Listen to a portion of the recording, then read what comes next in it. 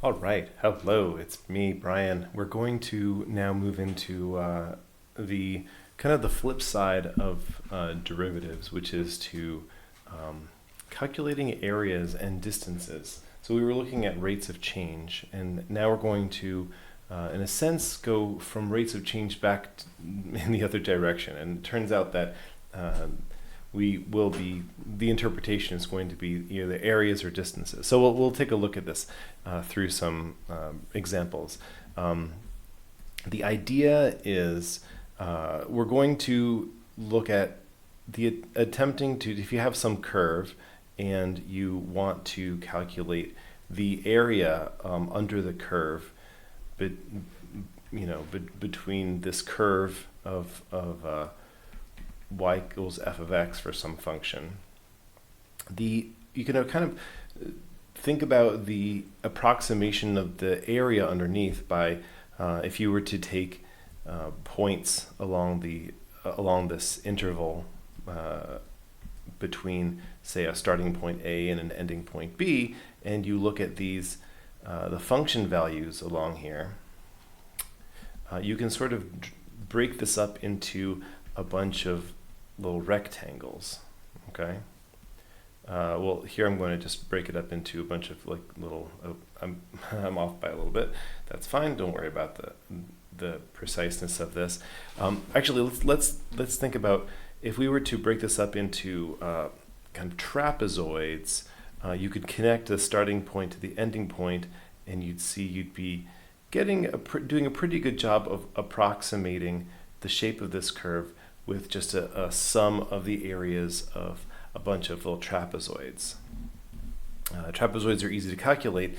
In fact, if you were to calculate the midpoint along each of these intervals, and then you were to just make a little rectangle that has the height at that midpoint, the areas of these rectangles equals the areas of the trapezoids, because it's the formula of a trapezoid. It turns out to be the average of the average of the two sides, and then that's where the height of the midpoint is. At any rate, this is the idea. We'll go through some examples. I think that it'll make a lot more sense when we go through examples, and we'll see. We'll talk about the limit of these as you break this into smaller and smaller rectangles as we go through. So let's use rectangles to estimate the area under this parabola, going from 0 to 1. So the idea, what we're going to do is we're going to break this up into, let's break it up into 5 rectangles, because we can break it up easily along at these points here. At point 2, point 4, point 6, point 8.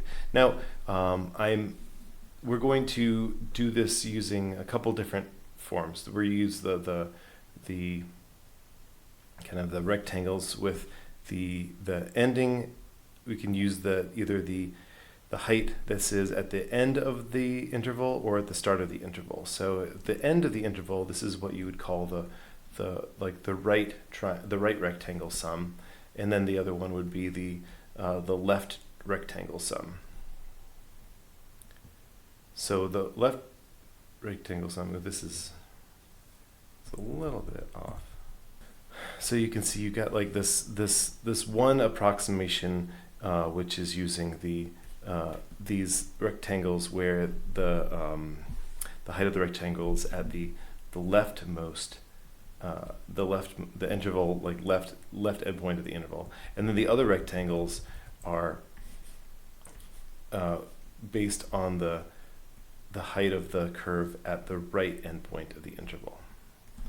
In this case, you can see both of them are going to be off, but because of the way this thing works, it's going to be somewhere between those two sums.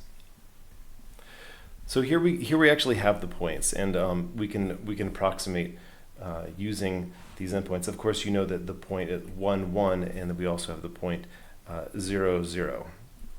Each of these intervals has a width of 0.2. So if we were to approximate using, I'll use R5 to indicate the sum using the right endpoints, it's going to be 0.2 times the first height, which is 0.04. Okay, let's draw these out. Plus 0.2 times the next height, which is 0.16. Plus 0.2 times the next height, which is 0.36. Plus 0.2 times the next height, which is 0.64. Plus 0.2 times the next height, which is 1. And this comes out to 0.44. If we do this using the triangles, if we do this using the rectangles with the leftmost, the left endpoint being the height of them, well, the first rectangle is going to have a height of 0. I'll actually write out these using red, these rectangle height. So the second one has a height of 0.04. The next one has a height of 0.16. The next one has a height of 0.36, and the last one has a height of 0.64. So the sum using left endpoint rectangles comes out to 0.24. So we can say that this area is somewhere between 0.44 and 0.24. So now we want to show that it actually, if we were to take smaller and smaller rectangles, that this sum of the rightmost, that the sum is going to approach 1/3. So let's think about this. If we were going to write the sum Rn, it's going to be a sum of rectangles, and we're going to have the rectangles going from the first rectangle to the nth rectangle.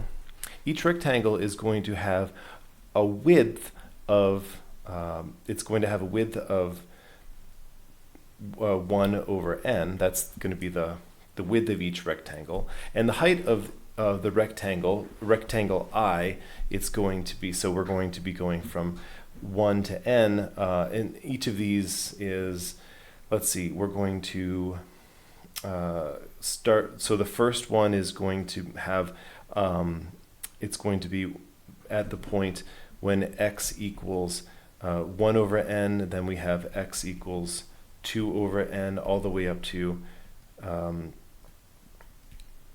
the last one is, it's going to be n/n, which is just 1. So the height of the ith rectangle would be I/n squared. So this actually comes out to be the sum from I equals 1 to n of I squared over n to the third. Now we can actually, since really we're just looking at the sum from I equals 1 to n of I squared, and we can factor out the 1 over n to the third. Now, what is the summation of I squared? Well, this actually comes from a formula which you can look up, but this is, it's n times n plus 1 times 2n plus 1 over 6. So that is the evaluation of the summation of I squared from 1 up to n.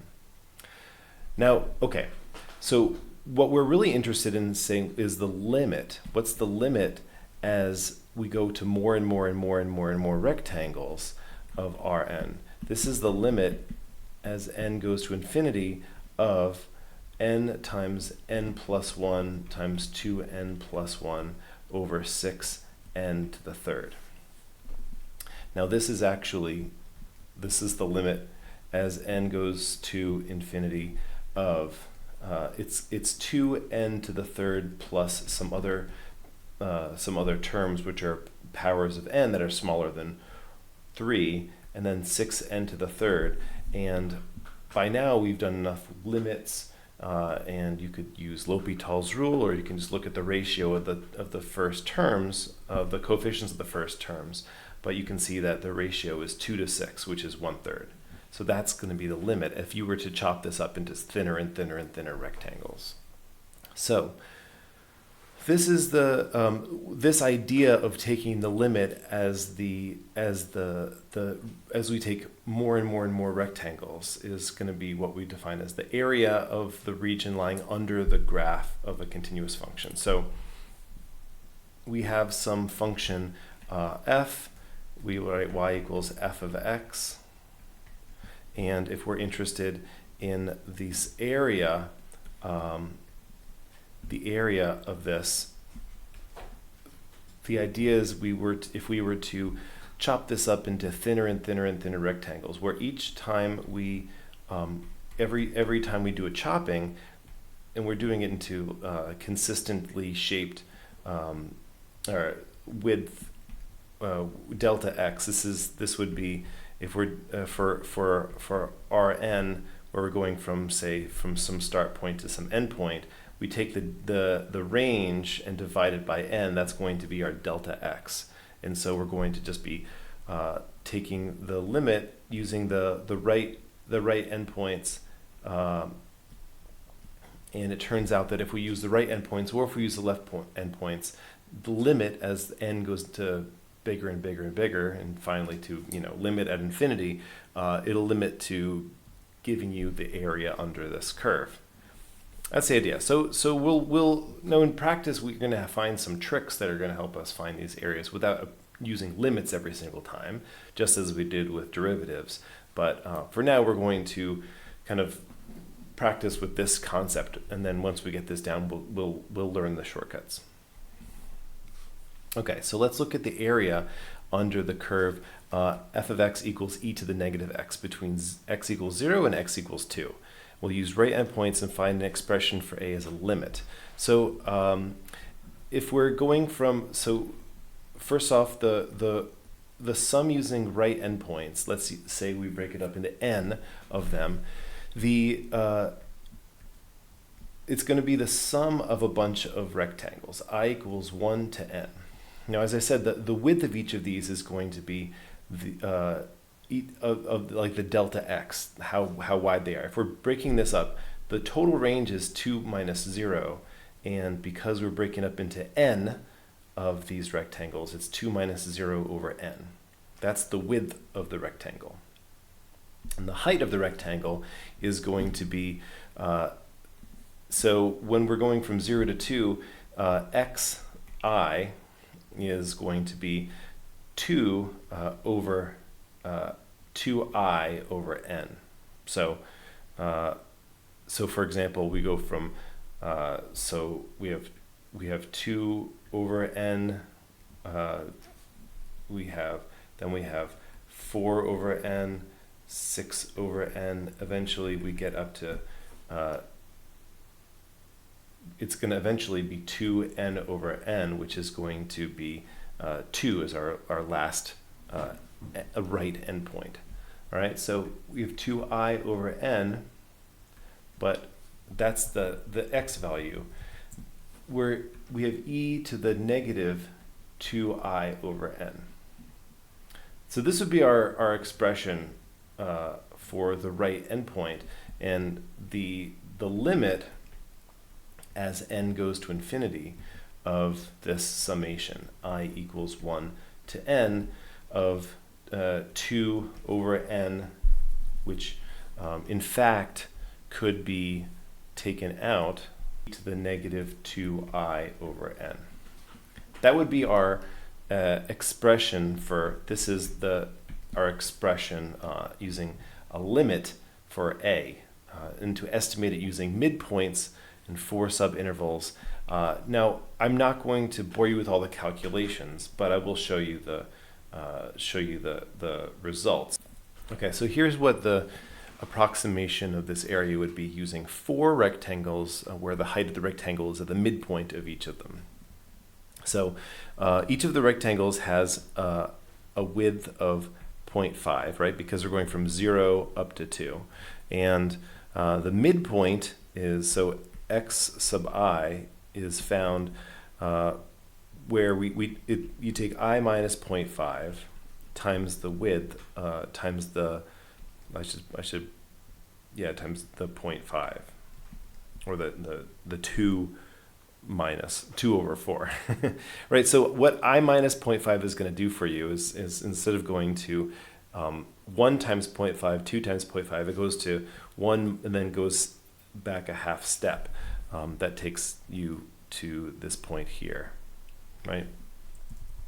And we just evaluate the function at that point, and we get the heights of these rectangles. So the sum comes out to 0.8557. Okay, and so this is what the same approximation would be, but with 10 rectangles instead of 4. You can see that this approximation, now the rectangles each have a width of 0.2 instead of 0.5, but the midpoint is found in the same way. The midpoint is found. Oh, what did I say? The midpoint that was times the point. Midpoint here is going to be I, so x sub I is found as I minus 0.5 again times the 0.2. So anyway, the approximation is found. It's 0.8632. So you can see the approximation is pretty close, but it's a little bit higher, and so that indicates that our approximation is actually slightly underestimating. And so you can expect that if we were to increase this to more and more and more rectangles, it's going to slightly increase. It'll converge to the actual area, but it shouldn't be much higher than 0.8632. So now we're going to take the flip side, well, not really the flip side, but it's another interpretation. So if you know the rate of change, then you know the velocity at various points. You can estimate the distance traveled by doing the same kind of a thing, looking at this interval of time and say, oh, we're going to approximate the distance by taking the amount of time that we travel and the rate of change, or the velocity, during that time interval. So here we have a table that gives a velocity of a vehicle at different points in time. We're going to estimate the total distance traveled. And so one way to do it is using the left endpoint. I'm going to say, let's say for the first 5 seconds we were traveling at 25, and then for the next 5 seconds we were traveling at 31. The next 5 seconds we traveled at 35 feet per second, and then for the next 5 seconds at 43, and then the next 5 seconds at 47, and lastly for the last 5 seconds we're traveling at 46 feet per second. So the approximation using the starting velocity for each time interval, 1,135 feet. And if we do the same thing using the right endpoints, what it's going to look like is pretty similar. We're going to start with, we'll start going at 30. Let's say we were going at 31 feet per second for the first 5 seconds, and then 35, then 43, then 47, then 46, then lastly for the last 5 seconds at 41. So this approximation comes out to be 1,215 feet, and so we can estimate that you could use the average of these two values to be your approximation if you wanted to, but either of these would be a decent approximation or estimate of the distance traveled using this idea. Well, okay. So this is really just to give you a little bit of motivation in as far as how we can use the kind of the tasks of calculating these areas and distances. We haven't used any calculus yet. We will use some calculus to do this kind of thing in subsequent sections.